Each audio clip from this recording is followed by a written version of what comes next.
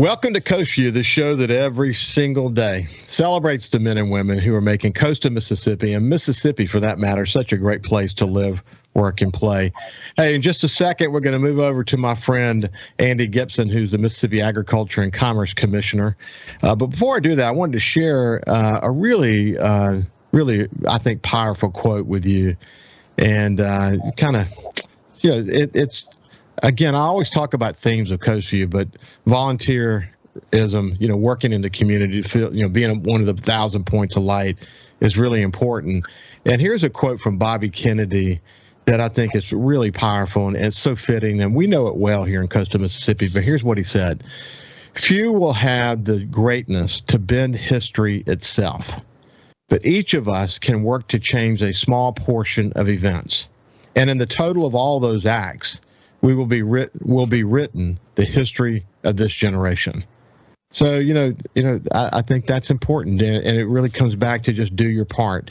I love this one from Ella Fitzgerald. I actually came across this morning. I haven't heard that name, Ella Fitzgerald, in a long time. For the younger people listening to the show, I'll tell you why.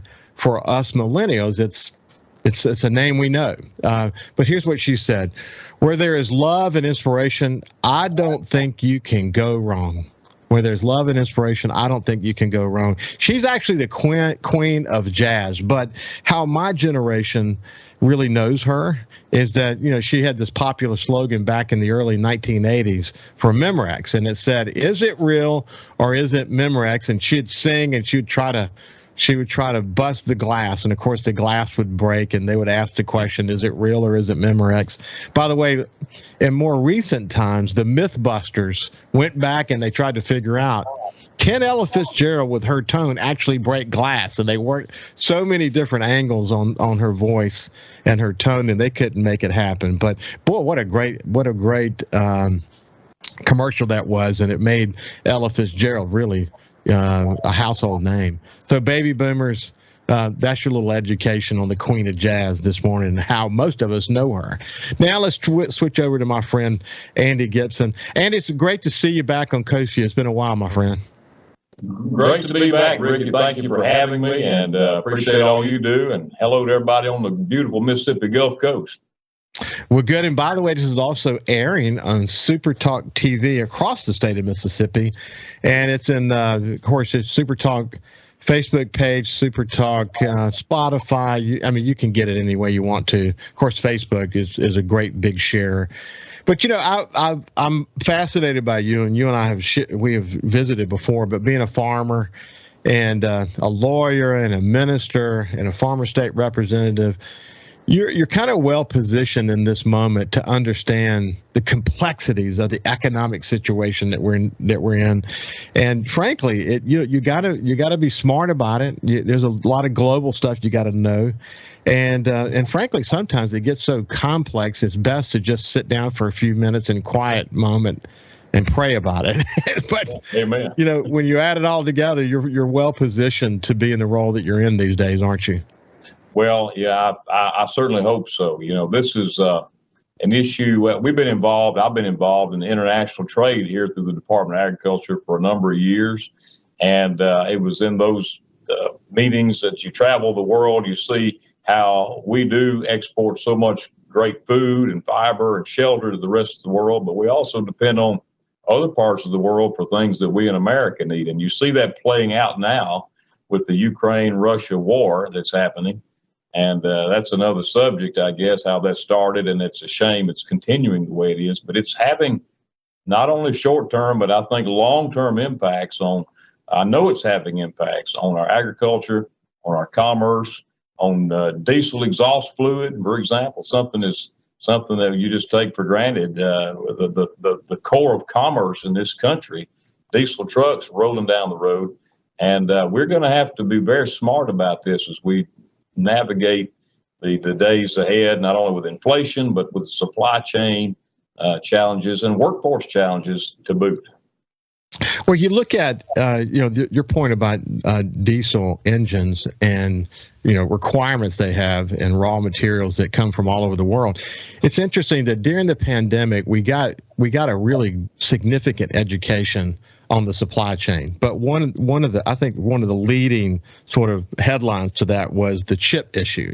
And what's happening to American auto manufacturers today, and the shortage of chips that still continue to haunt them. I think we all, and then of course you think about farmers and fertilizer and these raw materials, and the diesel point you just made, these raw materials coming from Russia. I think we're all beginning to get a sense of what a worldwide economy looks like, and there's almost no way to fix that. I mean, we can certainly produce as much as we can ourselves, but we live in a dynamic moment, don't we? And the pandemic, I would say the pandemic really exacerbated everything, and then of course you lay in the war on Ukraine on top of it. And then, frankly, this is not a political show, but I do discuss policies from time to time. When you think of what the Biden administration has done around trying to push an electric vehicle strategy, when there's all these other variables that we still are trying to understand because of the pandemic and because of the Russian oil, boy, it's complex. It's extremely complex. I'll tell you a real life story. On November the 9th, 2021, I custom built and ordered a pickup truck. It's a Ford pickup truck. I had a Chevrolet, but I still have another Chevrolet, by the way, for all our Chevy fans out there. But I ordered this pickup truck November 9th. It took until May, I think the 15th, for it to have all the necessary parts to be built. And it's taking it till today's June, whatever day in June it is. And it's just now gotten shipped. So you're looking at 7 months out. Now, that's a real life story from purchase, truck order to truck arrival. And it still hasn't made it to the dealership. They're waiting on somebody to drive a truck to get it here, right? Andy, listen, my wife and I ordered an Expedition for my wife back in October. Wow. And we just got an email yesterday saying that it's been built, and now it's in an inspection mode. I don't know what that means. Maybe during the inspection mode is where they discover it's missing some chips. I don't know what that's going to be. But and then, by the way, we read this morning where some auto manufacturers are cutting back capacity as we speak. Yeah. So that's the word I'm getting. Is they're selling every vehicle they're making, but it's taking so long to get them produced. We've never seen that in America before. And it's a direct result. I know we're not getting into politics, but it is a direct result of policies that are in place at the federal government. All these restrictions on manufacturing, the diesel exhaust fluid restriction that the EPA imposed. We can't even crank a diesel engine without putting this special fluid in it now. All of that's a result of overregulation by the federal government, and all our folks in Congress seem to be wanting to do is televise a conspiracy theory right now. So it's really problematic, and it's getting very real for our farmers. And farmers are not going to stop. Farmers are resilient people. We're not going to quit producing, but the cost of that production are going up and up and up. I just saw a 10.8% production cost increase in the producer price index that is in place from a year ago. Just so producing materials, from farm goods to energy, all of that is going up, and all of that's going to feed into the cost at the retail side for consumers. So there's no time to waste to roll back some of these policies that are causing these problems. We need more energy wherever we can get it, here locally, domestically. We need more freedom for manufacturers.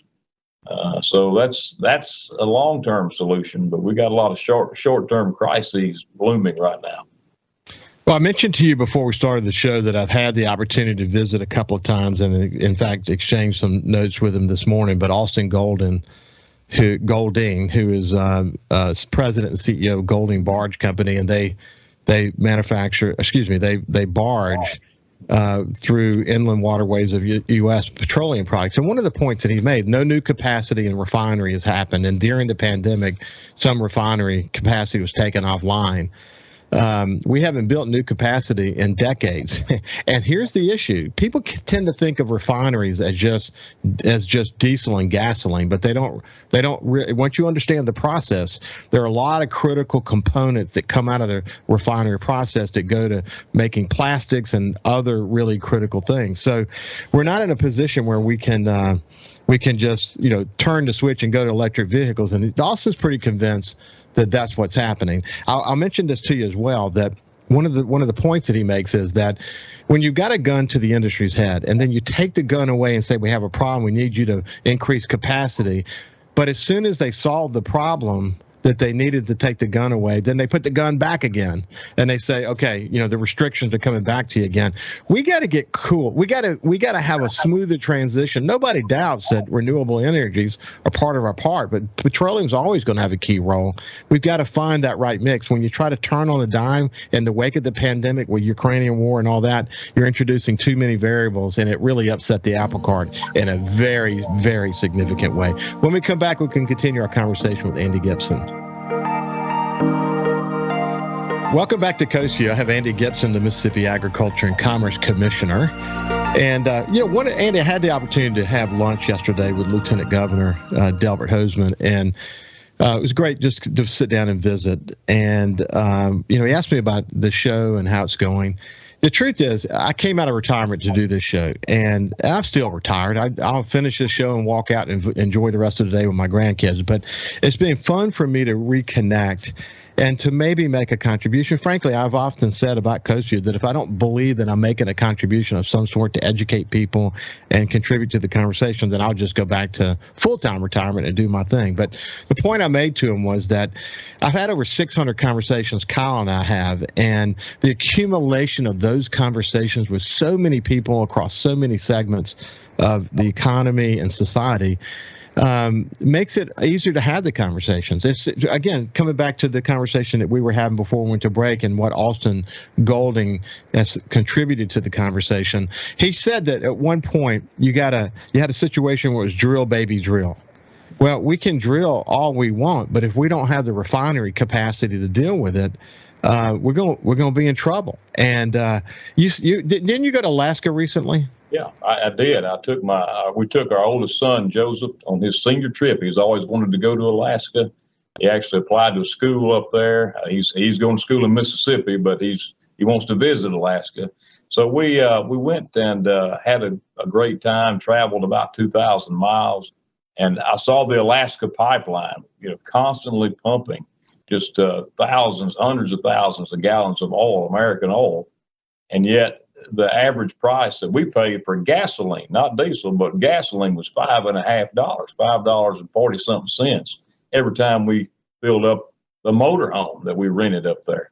That goes to your point. We've got all these reserves, but we don't. If the industry's not comfortable enough to say let's expand refineries, expand capacity, it's not going to do us a whole lot of good. And that's where it gets back to getting the federal government off of the neck of these industries, so they actually have the ability to make business decisions that make sense and help lower the price of fuel to run our economy, to run our businesses, and for farmers to run their tractors to grow our food and fiber and shelter. I mean, it's incredibly important, Andy. Again, if in the news, I don't think just about every day you can hear some news of a company that's chosen to move from California to Texas, or one that moves from Illinois to somewhere in the South where they have more, pro-business policies in place that enable them to kind of do business. And same thing for, one country to the next. We've got to figure out, to the extent that we can serve ourselves, whether it be chip making or whether it be raw materials that go into fertilizer, whatever it might be, we've got to be more aware of what it takes to support America and to keep our economy, humming. There's always going to be a global world. There's nothing. It helps our economy to sell to other countries. We get that, but boy, has this moment revealed some cracks in our foundation, hasn't it? No doubt about it. I started hearing about fertilizer problems back in the winter, south of Interstate 20. As you know, I'm a cattleman. Our cattlemen across the southeast plant winter ryegrass, and we do that for grazing purposes. and yet the cost of nitrogen and urea went through the roof so much. A lot of cattlemen could not afford to fertilize that ryegrass this winter, and so they just had to deal with what they had and hope they had enough forage for the cattle for the winter. Now that's translating into the row crops in the Delta, other crops across the state, sweet potatoes. It's everywhere, and so much of that's driven by the Ukraine conflict, the war, urea shortages. Fertilizer's going up 179%, 179% in a year from what it was in 2021. That is unsustainable. That is going to the cost of everything that's being produced, from beef and pork to soybeans, cotton, corn, everything that is so important to our economy as a state. It's the number one industry in Mississippi. And just fertilizer is going up 179%, not to mention diesel prices going from $2.30 something on average for off-road diesel to $5.21 on average right now. And you translate that to a farmer who's got a 10,000 gallon farm diesel tank to fill up. It used to cost $23,000 to fill it up. Now it's $52,000. That's real money, and it's having a huge impact on farmers, not only on their input costs, but on their outlook. And how is this going to pan out? Are they going to have enough fuel? Are they going to have enough ability to transport those crops out of the field this harvest season to where they need to go? Huge economic driver there, and all of that's coming to the grocery store ultimately. It's really incredible. As you know, I've leased 3 separate farms up in the Mississippi Delta for hunting and just overall outdoor enjoyment, and work very closely with my farmers, Chris Killebrew, the Dunn family, and I've watched it through their eyes. Now, in some cases, maybe they got diesel fuel at the right price when they filled up their tank, and those who did it early on lucked out a little bit. But you think about the price of seeds, the price of fertilizer. We'll come back to fertilizer because I want, for people who may not appreciate this discussion around fertilizer, we'll explain why that's a big deal.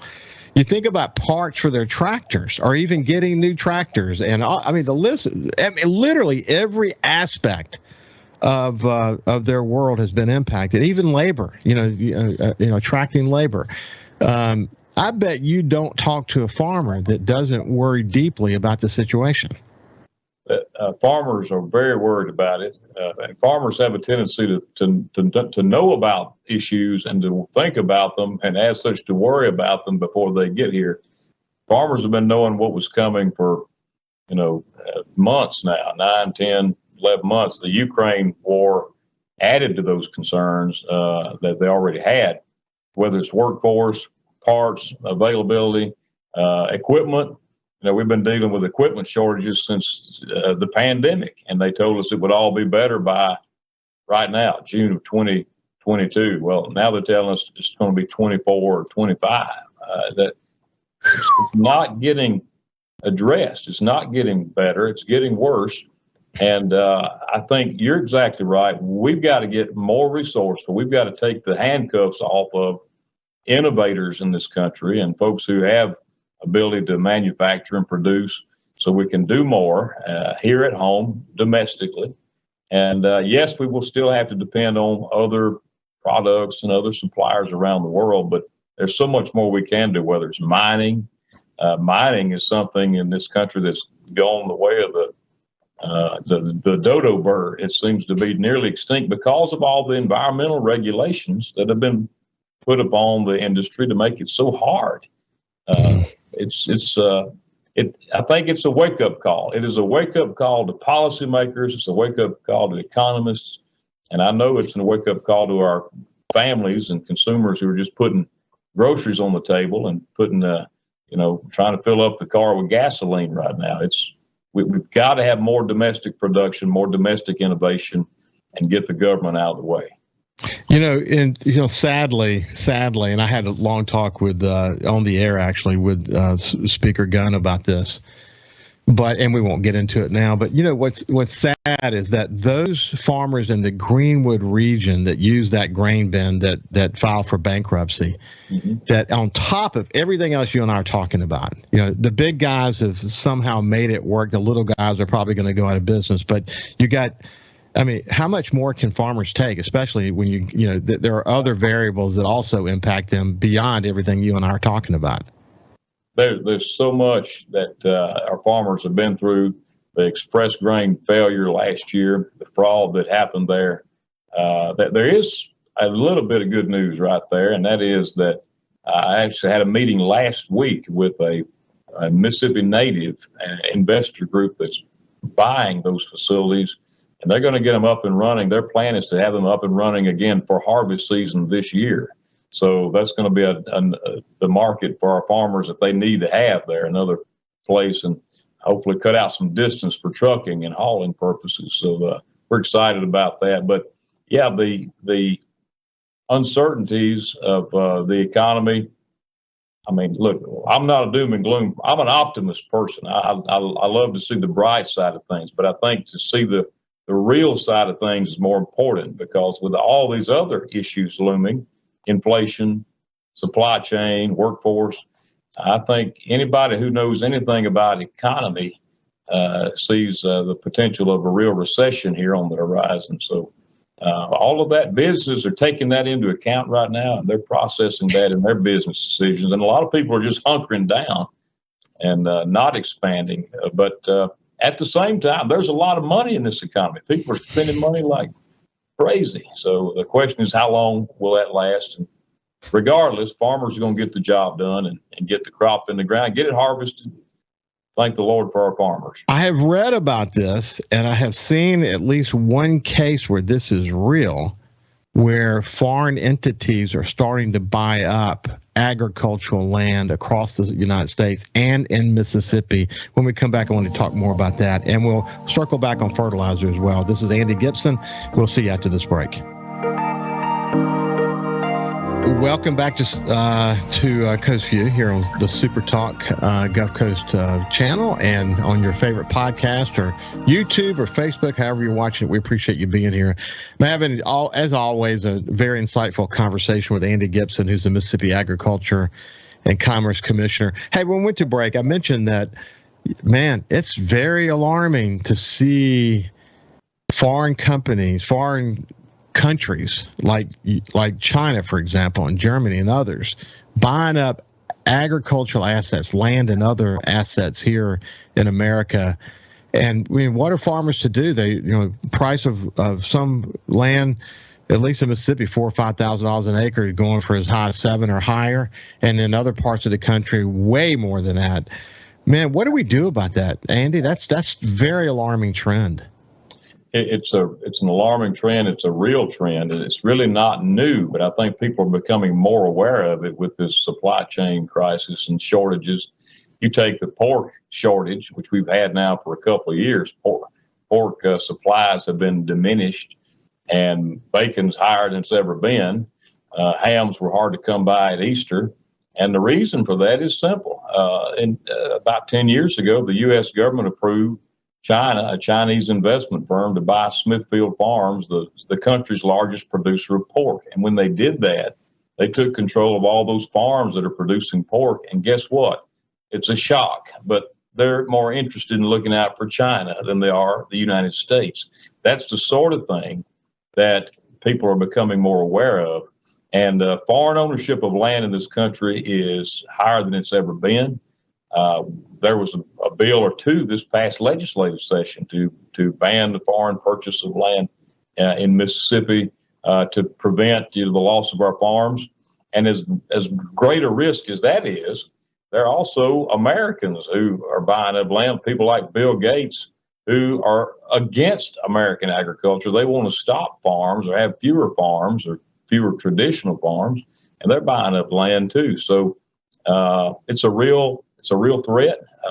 Our farmland is in many ways America's greatest strength, because we are the breadbasket of the world. Ukraine is the breadbasket of Europe, and that's saying a lot, but we still have so much prowess when it comes to producing our own food, our own fiber, our own raw materials. We got to preserve that at whatever cost.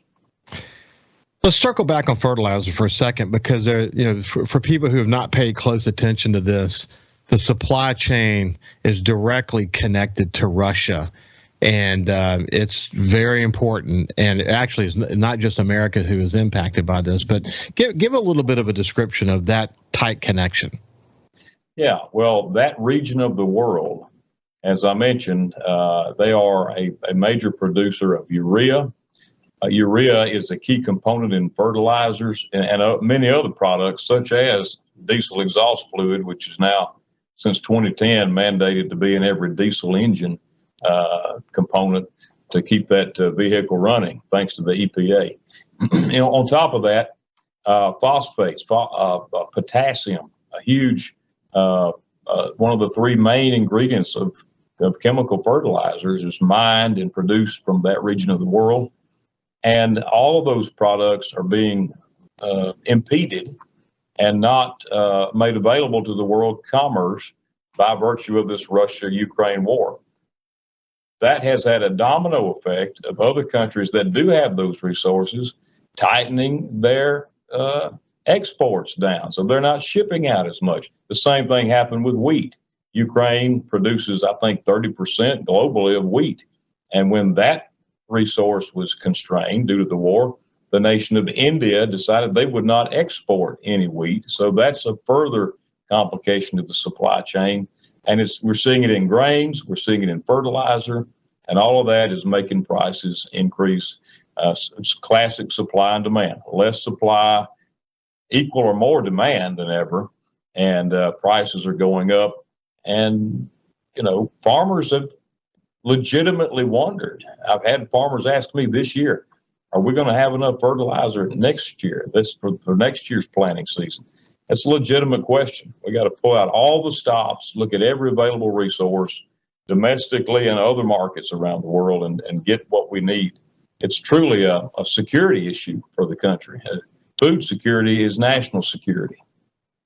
This is a small thing relative to what you're talking about, but in the food plots on my, in my hunting endeavors, we do probably, a couple of $1,000s a year in fertilizer cost.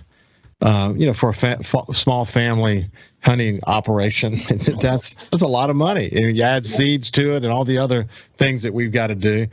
Well, now we're talking about that being more like $5,000 or $6,000. That's getting real. So we're having to figure out, okay, just like the farmers that were dealing with the rye planting and whether they were going to have enough fertilizer to do that, we're having to say, okay, where can we go and just cut it and have some clover come back that was there from last year and just make do. But those are the kind of decisions you have to make. The ripple effect of all of this is dramatic. Yeah, you're going to see a lot more interest in cover crops and legumes that produce nitrogen and fix it in the soil. You're going to see a lot of interest in other alternatives because of the increased costs. And we're talking, right now, 179% fertilizer increase cost. What may it be next year? We all hope it's less, but we got to plan for the worst. I want to give you some quick numbers. These were astounding to me. Just production of cost per acre, 4 different crops here. Let's start with peanuts. Mississippi is a big peanut producer, by the way, a lot in South Mississippi and in North Mississippi. Last year, $58.04 per acre to produce peanuts. This year, it's $120.78. Soybeans, huge delta production all around the state. Last year, $44.50.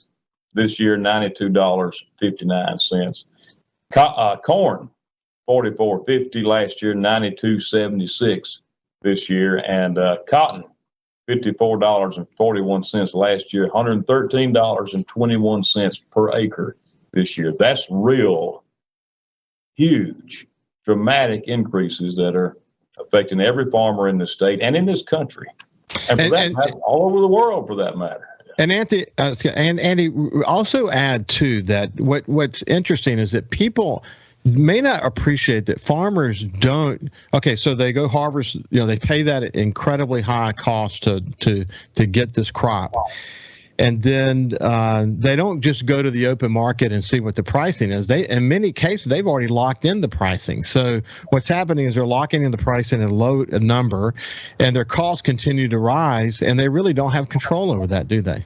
That's right. The farmers are about the only industry. Agriculture is the only industry where the farmers have no control over their inputs, and then no control on the price that they earn as the commodity is produced. And it's the reality is the costs are going up. Grain prices are going up, but it's not enough to offset so much of this increased production cost that we're seeing. And we hadn't even started talking about chemicals needed. You've got to fight weeds. We grow everything in Mississippi wonderfully well, including weeds. And so weeds have got to be managed, and those are costs that we hadn't even covered. Those are going up too. It's really a challenging time. It's an interesting time, but I think it's a test of resiliency. And my prediction is farmers are going to pass the test. We're going to get through this. We're going to continue to be the food producer of the world. We're going to provide our own food as a country and needs of the world as well. But it looks like it's going to cost us more. And that's where we need relief on getting these federal policies out of the way so folks can get back to getting innovative and make business decisions to expand and do more domestic production wherever we can and whatever we can. The science of farming, it's become so sophisticated, and how they fight weeds. I've always, what's amazing to me, of course, I'm not a farmer. I've been around farmers for a good long time now, and I'm amazed at how resilient they are.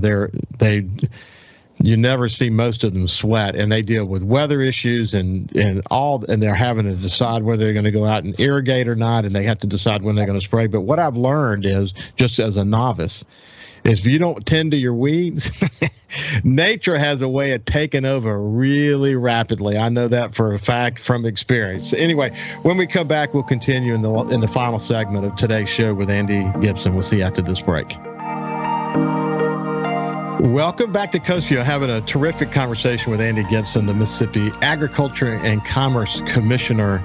And Andy, I hope that the listeners get a great appreciation for the conversation that we're having, and they can have a better understanding of why I've really looked forward for a few weeks to you and I connecting. Because, if the rubber hits the road anywhere as it relates to the global situation, the pandemic, the Ukraine, the tragedy in Ukraine, it is in the area of responsibility you have. And man, there's been probably, I use this often, but there's no rest for the weary in your world, is there? No, there really hasn't been, but that's okay. I'd rather be busy than bored any day of the week. And, since the pandemic began, really, we've been focused on a lot of these supply chain issues. We saw that in 2020. We as an agency, put in place some programs that were beneficial back then, but I think they're probably even more beneficial today. For example, we really just created a website, Mississippi Farm Marketplace, msfarmmarketplace.com. And the purpose of that, back when we had shortages in the grocery stores, it was to connect consumers with local farms who had product to sell. We had a huge influx of farmers who signed up for that, where folks could go buy directly from the farm. Today, we are relaunching that in preparation for the harvest season. Produce is coming in.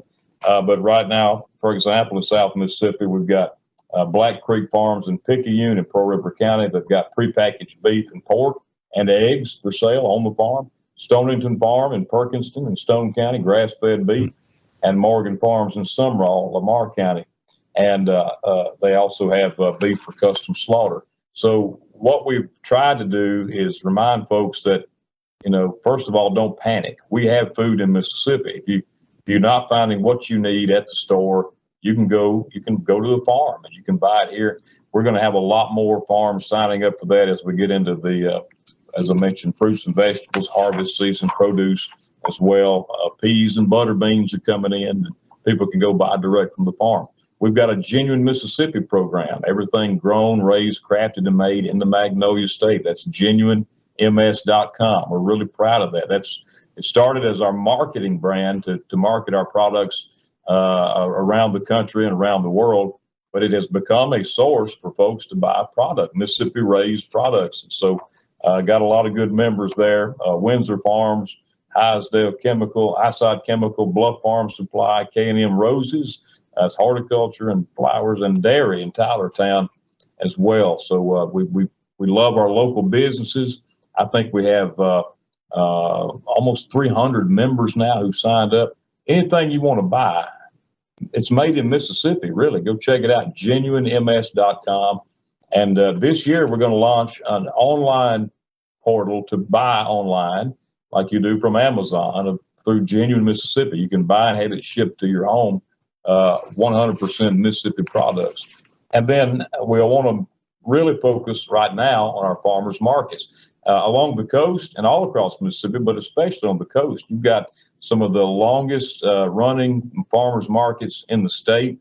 They open up earlier than anybody else. They stay open longer than anybody else. And you can visit those farmers markets and buy fresh. We have certified farmers markets where we know those products are Mississippi raised. And so there's no healthier way to eat than to buy locally. And there's no more secure source of our food than local farmers markets. And we encourage folks to go shopping there. And then most recently, we launched a new initiative to enhance meat processing capacity in the state. At the onset of the pandemic, we only had 4 USDA processors, that is qualified to process beef and pork, other meat. We have tripled that, and we have several that have just opened up. We have, for example, the Cutting Edge there in Leakesville, open in November. We have a Cut Above Processing in Hancock County that's opening up right now. Homestead Farm and Packing in Lucedale has been in operation. They've expanded through this program, and another poultry plant in Pearl River County. So all of that said, we're doing everything we can as a state agency to help make sure we have food resiliency, not only food resources, but the processing of those resources so we have food supply for our people no matter what. That's the vision. Andy, how's your team holding up in the midst of all these challenges? Our team is a fantastic, I would say it's the best team in any state agency. I put them up against any other agency in the state of Mississippi, or anywhere in the country for that matter. Our team has been focused like a laser. We have weekly and monthly meetings talking about these priorities. What are we doing on local food issues? What are we doing on supply chain issues? Our team is writing letters to Congress and to the administration urging repeal and withdrawal of some of these regulations that we've talked about. We have a well-oiled machine. There have been times that the fatigue has set in, and I think as we came out of the pandemic, we were just feeling some relief, and then this supply chain problem came on us. But we're not complaining. We're doing the work that the people of Mississippi hired us to do, and we're excited about it. And I believe I'm here at this time for this reason, and our team feels the same way about it. And we're very honored to serve the people of the state, not only in the good times, but in the tough times as well. You said you're here in this time, and I mentioned it at the very beginning that really, think about it, as a farmer, a lawyer, a minister, you've had state government experience as an elected official. You do seem like the right guy for the moment, in this moment, don't you? And look, we got less than a minute left, but I just wanted to make that point and accentuate that point. Well, thank you. I appreciate that. I enjoy the work I'm doing. I appreciate the people of Mississippi electing me to serve in this role. I intend to run for re-election in the next year. And, this pandemic and the supply chain repercussions are still going to be dealing with those, but we're going to get through it, and we'll make lemonade out of these lemons, and Mississippi will be better off as a result of some of these local food initiatives that we're putting in place. I really believe. Well, good luck to you in that, because the fact is we need continuity in leadership, especially during difficult times. It's been a pleasure. This has been Andy Gipson, Mississippi Agriculture and Commerce Commissioner. Have a great day, Andy, and we'll see you soon. You too. Thank you very much. Y'all have a You good bet. one.